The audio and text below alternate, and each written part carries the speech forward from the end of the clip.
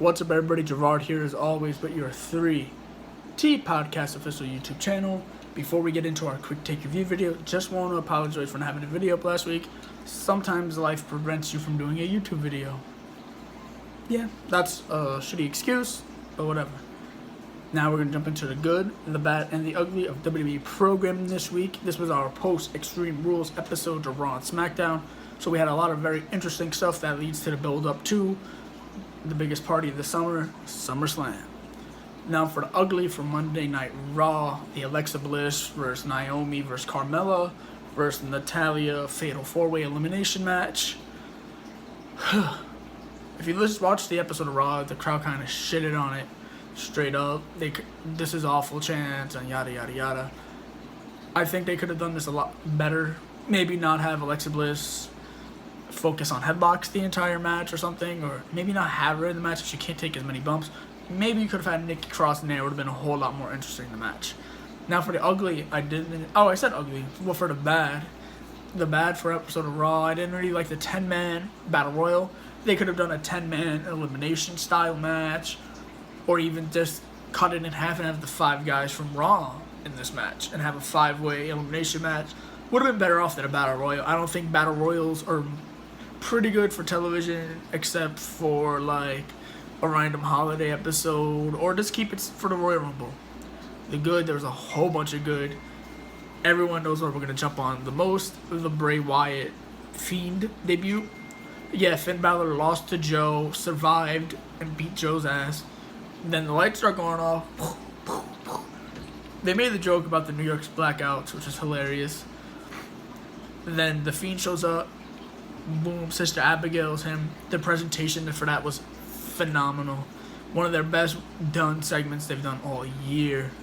Very interested to see where the Fiend and Finn Balor go from here. I know he's taking time off after SummerSlam. Maybe the Fiend versus the Demon. Let's hope they do something like that. I think that'll be very entertaining. For SummerSlam, it'll be an attraction that people may just pay to want to see that. We also had the R-Truth stuff, which I thought was pretty cool. The Drake Maverick and Renee Michelle trying to consummate their marriage. He wanted some cheeks. R-Truth was hiding in the, whatever you call it, where they keep their drinks. I don't know how they pulled that off. The referee was the busboy. Worked out pretty good. Very funny. The 24/7 title is one of my favorite parts of WWE programming every week. When they keep it up, they're keeping it up. It's probably the most exciting title in the product other than the WWE Championship right now. And it's a hot take. So I'm going to give this episode of Raw 7 out of 10. Pretty much got through 3 hours not wanting to sleep or not falling asleep, which is automatically good for a show, right? If it's not putting you to sleep, it means it's watchable to a certain point. I think as we're getting more into the Heyman era, I think this will continue out much more, and I hope it does. Now for Smackdown. I didn't really like Smackdown as much as Raw. The DQ thing, the count-out loss that the Iconics had against the Kabuki Warriors. You had Asuka just standing there watching her, like just standing there as they counted to 10. It just made the Kabuki Warriors look pretty stupid, that they didn't realize that in a 10 count the champion retains. Yeah, it was pretty dumb. You know, the bad, I didn't really like the town hall meeting with Shane. I'm not very much into the best in the world character that they got going for him. Super corny.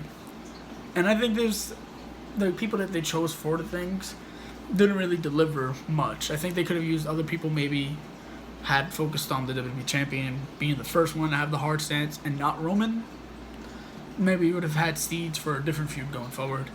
Now for the good, I like that Orton is being penciled in essentially as Kofi Kingston's opponent for SummerSlam. They have a lot of heat still for that feud from 2009 that they could use for this one, since Kofi Kingston has evolved and Orton is still Randy Orton. It makes it for a good pairing. I think this was the ideal match for him for SummerSlam, and that's all for that one.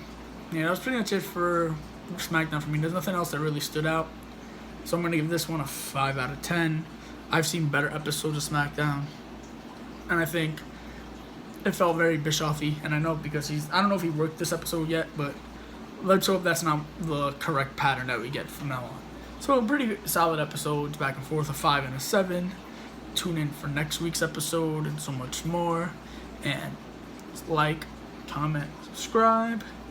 Links below to our social media, our Instagram, Twitter, Facebook, Pro Wrestling T-Shop, WrestlePost app, as well as we're on iTunes, Google Play, Spotify, and TuneIn Radio if you want to listen to our podcast and you want to see my face. We're talking mainly about current events and the G1 Climax tournament that's going on right now. And thank you for watching. This is Gerard from the 3T Crew signing off.